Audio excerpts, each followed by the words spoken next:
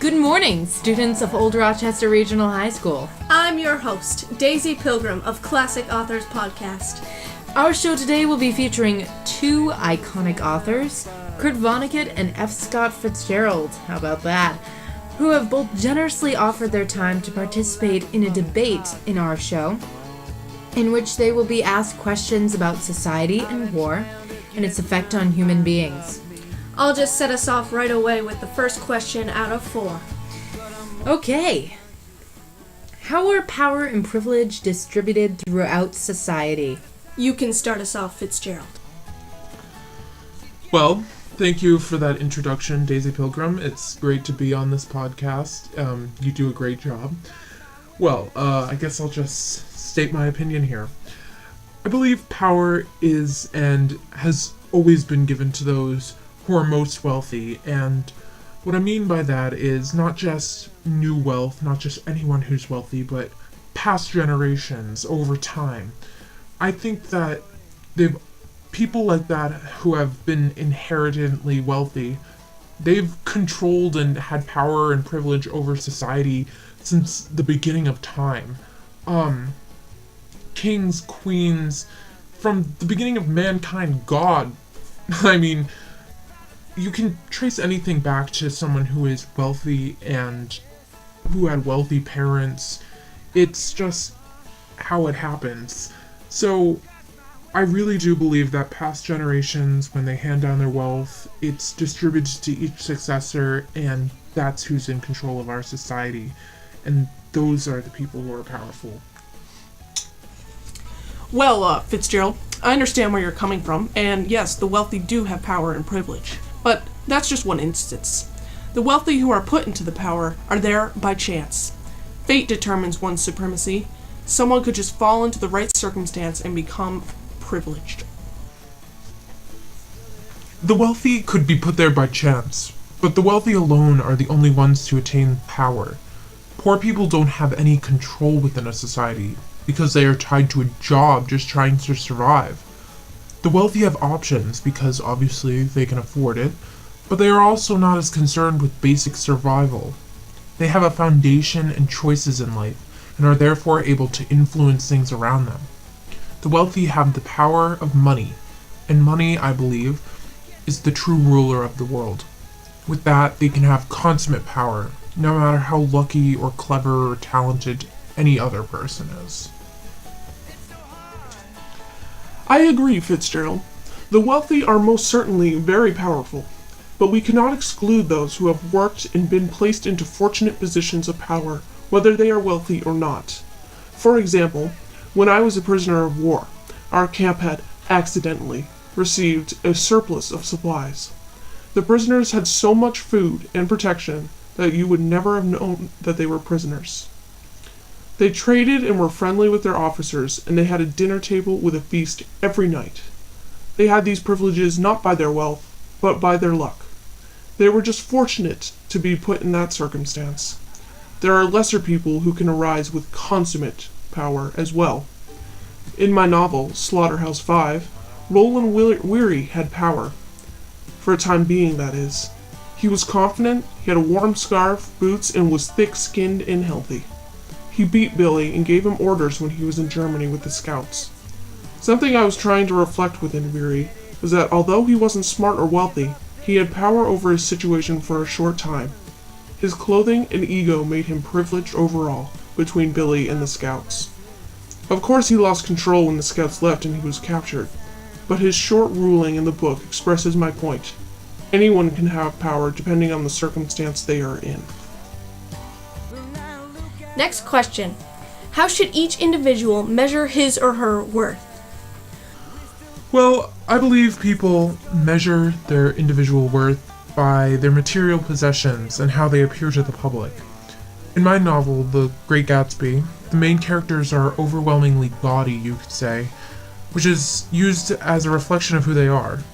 Gatsby wears expensive suits and hosts enormous parties. Tom Buchanan married a gorgeous woman and appears dominant to the public. Jordan Baker even lies about herself to maintain a good reputation. People measure their individual worth by how they appear to the people around them, to their peers. I believe character determines individual worth. It's the internal aspect as opposed to your external aspect. It isn't so much the beauty as the character. Billy Pilgrim in my novel is a great example. Billy is this unattractive, skinny, chicken-legged weirdo, but he is able to get people to like him by the social skills he has learned from being a businessman. He is even part of a high-end club. My point here is that Billy measured his character more than his outwardly appearance. I feel, though, that people measure others by their appearance and their character, but majority of people measure themselves by their appearance alone. They delve much more into outward material possessions than the more difficult self-character. Billy in your novel had much more self-worth in his big house and nice suits than in his socialization and personality. I would disagree. Even in the war, Billy had little to offer in appearance. I exaggerated his clownish looks to emphasize the importance of his inward character, rather than its outward one. When the outside is ruined, we tend to resort to the inside.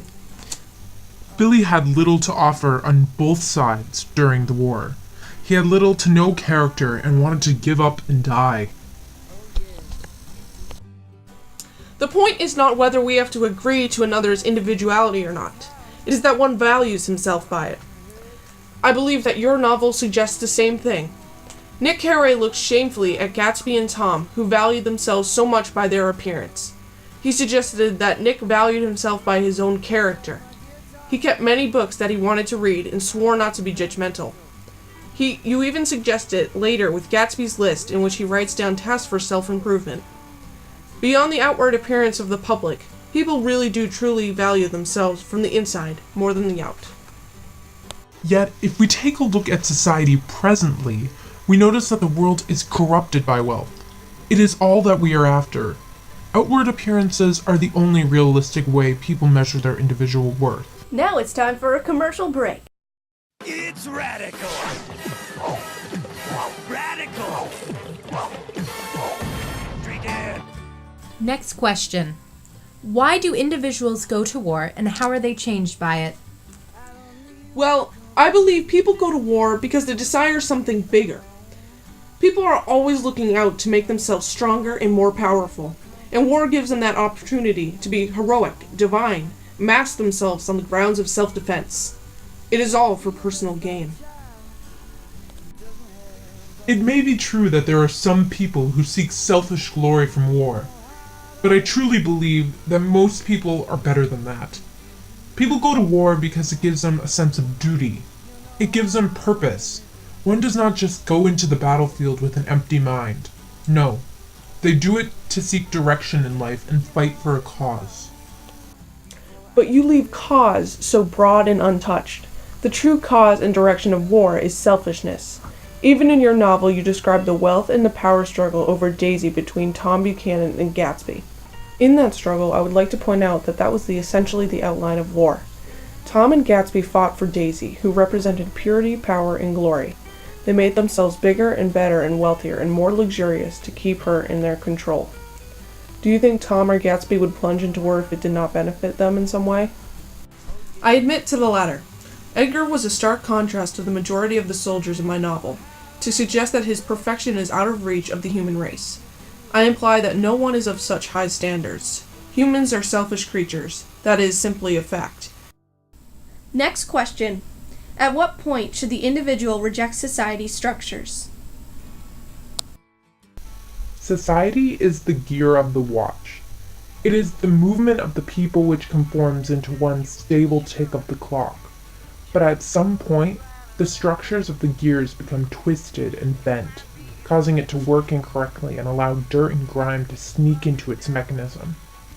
Society seems to allow certain people who keep these gears friction-free from bringing on the cost of lubrication. In other words, high society becomes privileged in the fact that when something happens, they no longer have to take responsibility. I believe it is at that point, when society allows for one to avoid responsibility, that one should reject its structures. If society has become so sneaky as to privilege those who hide behind money and selfishness to avoid responsibility, is it really giving us proper structure? I believe one should reject society's structures when it requires of us to be part of a mass destruction. When society is moving people to do something that is clearly immoral, why should we be held to its standards? Because that is what everyone else is doing? No. When that becomes the answer, we must branch off from society. We must set a righteous path. I told my children to never become part of a massacre. I said this because that is what I saw in World War II. I saw planes murder beautiful cities which would have been completely unnecessary. If society told them to do so, I hope they would reject it. I think it is the responsibility of the individual to decide whether to be part of a mass destruction like anything else. So I think what you are saying is essentially what I am. Society gives you a reward for going into something like that, a mass destruction as you say.